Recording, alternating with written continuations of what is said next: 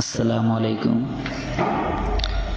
আপনারা যা দেখতে পাচ্ছেন টাইলসটি কম দামে হলেও ফিনিশিং ভালো আছে, ন্যানো টাইলস।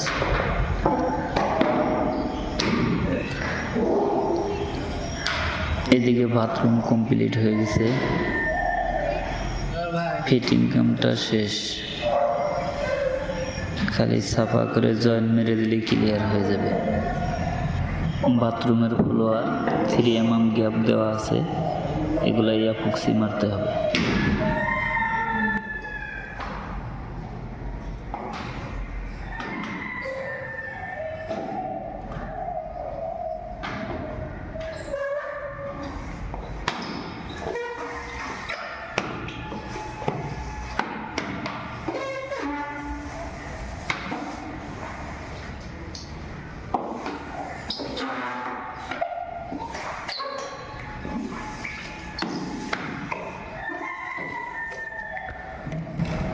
এদিকে আরেকটি বাথরুম,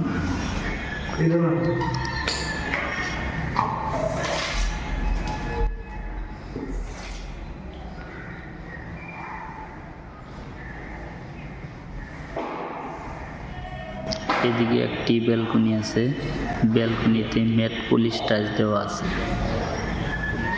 এই টাইলসটি স্লিপ করে না।